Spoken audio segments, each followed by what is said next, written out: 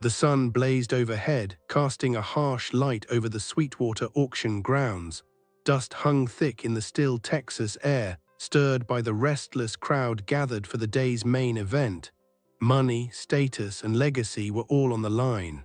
Near the side gate, Jethro Kain stood motionless, a quiet figure in faded denim and worn boots. Years had passed since his name meant anything in these circles, since horses responded to his steady voice and knowing hands. Now he was just another hand in the background, a ghost of the man he used to be. But today felt different. He could sense it. In the center of the arena stood Thunder Ray, a powerful stallion with a coat that gleamed like dark copper. He was the star of the sale, his bloodline legendary, his spirit untamed. Beside him, beaming for the cameras as if he owned the place, was Clifford Kennedy, cattle baron, oil investor, and a man who loved an audience. Dressed in crisp white and polished leather, Clifford wasn't here for the horse. He was here for the spectacle. He loved control, and he despised anything that reminded him he didn't have it. With a confident stride, Clifford walked up to Thunder Ray. "Look at this pampered prince," he said loudly, drawing eyes. Winona Hail, the facility manager, watched from the fence, her expression tight. Before anyone could react, Clifford slapped the horse's neck. Not a hard blow, but sharp, a crack that echoed across the dusty yard. All conversation stopped. Laughter died. Even the wind seemed to pause. Thunder Ray didn't rear or shy away. He simply turned his head and locked eyes with Clifford. There was no fear in that gaze, only something deeper, more knowing, something old and patient. A quiet tension settled over the crowd. Alden Maris, watching from the buyer's section, narrowed his eyes. He'd seen that look before, long ago, on another horse in another life. His gaze shifted to Jethro, who hadn't moved. Clifford chuckled nervously and took a step back. But Thunder Ray took a single step forward, slow, deliberate. Murmurs rippled through the crowd. Cameras clicked, but the feeling in the air had changed. Something unspoken had shifted between man and animal. And in that silent standoff, Jethro Kain felt something long buried begin to stir. Jethro couldn't look away. As the dust settled, Thunder Ray lowered his head slightly, but his eyes remained fixed on Clifford. This wasn't the stare of a frightened animal. It was something colder, more deliberate. For a moment, Jethro's chest tightened. He knew that look. He'd seen it decades before in another pair of eyes that burned just as bright, right before everything fell apart. Behind the rails, Winona Hail took a careful step forward. She'd worked with horses her whole life, trained some of the most difficult stallions in Texas, but nothing in her experience explained the quiet control Thunder Ray showed. "He's holding back," she whispered to herself. No nervous sounds, no stomping, just a steady, eerie calm. It was as if the horse was studying the man who struck him and choosing to wait. Clifford, feeling the crowd's unease, forced a loud laugh. What? No one joined him. Instead, people glanced toward Jethro. Most had forgotten he was even there. But now, with his jaw tight and his weathered hands clenched, it was clear something was boiling underneath. Alden Maris watched from a distance, his expression intense. He knew what it meant when a man looked at a horse that way. He'd seen Jethro do it once before, long ago, before the accident that cost him everything, before the silence. Before he walked away, could Thunder Ray be connected? Was that even possible? Back in the holding pen, Thunder Ray turned his head slowly. For the first time, his eyes met Jethro's. In that instant, the noise of the arena faded for Jethro. The heat, the murmurs, Clifford's voice, all of it vanished. All he could hear was the slow thud of his own heart and a sound from the past. A gate slamming shut, a scream, hooves on wet ground, a memory buried so deep he thought it was gone forever. Something had been awakened, and Jethro Kain, after 22 years of quiet, felt the first stirrings of a reckoning he never expected. Thunder Ray wasn't just any horse. He was a quarter horse, pure-blooded, from a long line of working champions. A stallion-like that didn't just sell at auction. He carried a legacy. His shoulders were broad, his stance proud, but it was his eyes that unsettled Jethro. There was something in them that didn't belong to a young horse. There was memory there, depth, recognition, and it hit Jethro with the force of a freight train. This horse had the same fire, the same soul as the mare he'd lost all those years ago. Back then, Jethro Kain had been a name. He wasn't just known, he was respected. People traveled states to watch him work with quarter horses. They said he had a gift, that he understood horses before they even moved. And that mare, Cassidy's Ember, had been his pride. Fiery, bold, impossible to break until he did. They had bonded truly, but one stormy night something went wrong in the corral. A gate left open, a scream, a flash of lightning. Cassidy didn't survive, and neither did the man Jethro once was. Winona Hail had been there, younger then, just an assistant trainer. She remembered how Jethro had crumpled in the rain, silent beside his mare's body. No one blamed him, not really, but he blamed himself. After the funeral, he vanished. He gave up training, sold everything, moved out into the hills like a ghost. And yet, seeing him now, staring at this stallion with haunted eyes, Winona felt that old wound open again. There was history here, something coming full circle. Alden Maris leaned against the fence, arms crossed. He hadn't spoken to Jethro in years, not since their falling out after Cassidy's death. But Alden knew bloodlines better than anyone. He'd studied Thunder Ray's paperwork the moment the horse was listed. There were gaps. Missing sections, private sales, unknown dams. It was unusual. His gut told him what no one else dared say out loud. Thunder Ray could be Cassidy's colt, hidden, protected, raised in secret, a living secret born from loss. Inside the pen, Thunder Ray paced once, then stopped and looked toward Jethro again. Calm, intense, almost expectant, the air grew heavier. The auctioneer's voice became distant background noise. Jethro's hands trembled, though he didn't notice. For 22 years, he'd buried it all, the guilt, the grief, the past. But no amount of time could erase what stood before him now, because some legacies don't die. They just return wearing different eyes. That evening, the Sweetwater sky burned orange as the sun sank behind the hills. Long shadows stretched across the dirt paths behind the auction grounds.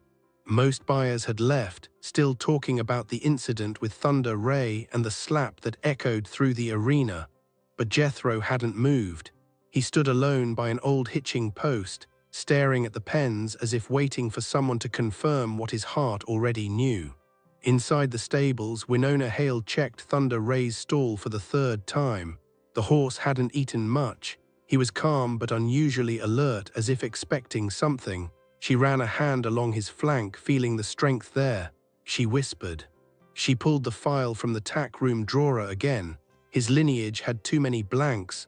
Private farm in western Oklahoma, it said. No listed mare, no records of live foaling. Just a colt that appeared one day, registered late and sold quickly. Meanwhile, Alden Maris sat in his truck parked just beyond the auction house lights. The papers he'd kept, copies of Cassidy's Bloodline, pictures, old letters, even a DNA kit, sat in a folder on the passenger seat. He hadn't wanted to go down this road again, not after what happened between him and Jethro. But something about this horse, the way he moved, the way he locked eyes with that man, it rattled Alden to his core. If Thunder Ray was Cassidy's, someone had gone to great lengths to hide it. Back at the fence, Jethro finally turned away from the arena. He hadn't spoken to Clifford since the slap, but word was going around that the millionaire might pull his offer. Not out of guilt, Clifford wasn't wired for remorse, but because Thunder Ray wasn't behaving like a prize horse should. Too cold, Clifford had said to someone. Jethro shook his head. Clifford didn't know what he'd touched, not just a horse. A wound stitched shut with secrets, then footsteps crunched on gravel behind him. Winona. She handed Jethro a folded copy of Thunder Ray's registration form. Her fingers shook. "You need to look at this," she said. He hesitated, then took the paper. His eyes scanned the lines.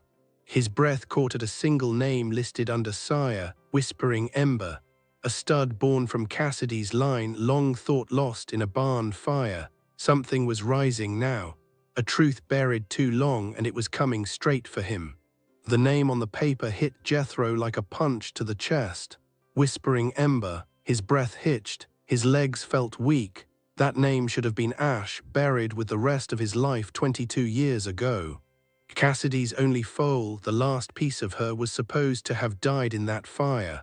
But somehow someone had taken that name, that bloodline, and brought it forward in Thunder Ray. Winona didn't speak. She just watched Jethro wrestle with ghosts that had never really left. The last time she'd seen him like this was the night he lost Cassidy. She remembered flames licking the old stable, frantic shouts, Jethro screaming her name through the smoke. Everyone believed the foal was inside, but now there was reason to doubt everything. "There's no dam listed," she said softly, "and the original breeder, he doesn't exist." He looked up slowly. He asked, his voice cracking under the weight of that possibility. Winona nodded. "Or stole him, covered it up." Thunder Ray wasn't just a horse anymore. He was the living embodiment of everything Jethro had buried, his guilt, his failure. His love for an animal that died protecting her unborn foal. Meanwhile, in the shadows of the barn, Alden Maris listened. He'd followed quietly, unable to ignore what was unfolding. His own secrets tightened around his throat. Years ago, after the fire, he'd gone back alone and heard something moving in the ashes. A miracle, a foal, coughing, burned but alive. He never told Jethro, he never could. They weren't speaking then, and part of him had been angry, maybe jealous, maybe selfish. So he gave the colt to a contact in Oklahoma with orders to hide the lineage. Now that lie stood tall in the form of Thunder Ray. As Jethro walked slowly back toward the stables, he heard a soft whinny, deep and familiar. He paused at the stall. Thunder Ray stepped close to the gate, watching him again with those deep, knowing eyes, not wild, not curious, connected. Jethro reached out, hand trembling, and barely brushed the horse's muzzle. The contact was electric. Memory and recognition collided in one silent touch. And in that moment, Jethro Kain realized he wasn't looking at a stranger. He was looking at redemption. The next morning, the air was thick with humidity. Clouds hung low over Sweetwater, promising a storm that felt more like an omen than weather. Jethro hadn't slept. He sat outside the barn with a tin mug of black coffee, watching Thunder Ray through the slats. The horse hadn't taken his eyes off Jethro since dawn, and Jethro hadn't looked away either. It was no longer a question. This wasn't coincidence, it was blood, it was fate. The gate behind him creaked. Alden Maris approached slowly like a man walking toward his own judgment. He held a small, yellowed envelope. "I should have told you years ago," he said without preamble. "After the fire I went back. The barn was still smoldering. I heard something in the wreckage, found the foal under a collapsed beam." Jethro's breath caught, but he didn't speak. Alden's voice broke. "I panicked. We weren't talking. You were broken. I thought maybe it would be better if he disappeared." Jethro's hands trembled around the mug. He stood, eyes locked on the man who had once been his closest friend. "You let me believe they both died," he whispered. Alden nodded. "I was wrong, I know that, but I kept track of him. I never sold him off cheap, never let him land in the wrong hands." He held out the envelope, his vet records. DNA results. Inside the barn, Winona Hail watched from afar. She'd never seen Jethro like this, not even when he lost Cassidy. This wasn't rage, it was something heavier, betrayal wrapped in relief. As the men stood in silence, Thunder Ray moved to the gate again, ears forward, calm and waiting. She walked over slowly and placed a hand on Jethro's arm. "He's not just a memory," she said. Jethro stepped toward the stall and opened the gate. Thunder Ray didn't flinch. He walked out slowly and stopped beside him, lowering his head in what looked almost like a bow. Jethro ran his hand along the stallion's neck, his throat tight with emotion. "I thought I lost everything," he murmured. He came back, and just as the first rumble of thunder cracked across the sky, Jethro Kain made a silent vow. This time he wouldn't fail him. By midday, word had spread. Whispers turned into conversations. Soon everyone at the auction grounds knew the story, or at least a version of it. That the prized stallion Thunder Ray wasn't just any horse. That there was a connection between him and Jethro Kain, the man most had forgotten until yesterday. And that connection was deeper than bloodlines or paperwork. It was personal, emotional, and now potentially dangerous. Clifford Kennedy wasn't the kind of man who liked losing control, especially in public. He'd planned to make Thunder Ray the centerpiece of his ranch's image, a trophy to flaunt. But after the slap incident, things had shifted. Buyers pulled back, offers dropped. His name was whispered with a tone that bordered on mockery. That to him was unacceptable. He paced inside the auction office fuming. "That old man's poisoning the air around my investment," he barked. Outside, Jethro was brushing Thunder Ray near the stables, quiet and steady. The stallion leaned into him gently, no longer guarded. The bond was growing hour by hour. For Jethro, it wasn't about redemption anymore. It was about protection. He had failed once. He wouldn't again, not with this horse, not with Cassidy's legacy. But deep down, he knew it wouldn't be long before someone challenged that decision. Winona Hail approached, concern in her eyes. "You should know Clifford's looking for a legal route," she said. Jethro nodded slowly, jaw tight. "Let him try. That horse isn't just a number in a system. He's blood, mine." Winona hesitated. "We may need proof, real proof." Jethro looked toward Alden, standing a few yards away, guilt heavy on his shoulders. Inside his truck, Alden Maris was already on the phone.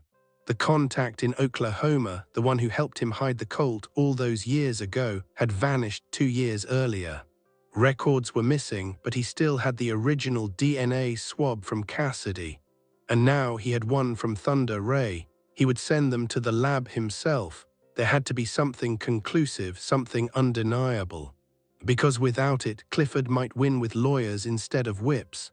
And if Clifford Kennedy reclaimed that horse, Jethro wouldn't survive losing him a second time. 3 days later, the air at the auction grounds felt colder, heavier. The storm had passed, but a different kind of tension lingered. Jethro sat at the edge of the pasture with Thunder Ray beside him, the stallion standing calmly, occasionally nudging Jethro's shoulder as if sensing his unease. In Jethro's hand was a sealed envelope, the lab results. Inside was the truth. All he had to do was open it, but before he could, a black SUV pulled up fast near the office. The door swung open and Clifford Kennedy stepped out, flanked by 2 men in blazers, not ranch hands, lawyers. He walked with the arrogance of a man who believed everything had a price, including blood. In his hand, papers. He snapped loud enough for everyone to hear. Inside the barn, Winona rushed toward Jethro. "He filed for possession," she said breathlessly. "He's claiming the horse through the auction registration." Jethro stood slowly, eyes narrowed. As he walked toward the barn entrance, Thunder Ray followed, not forced, not guided.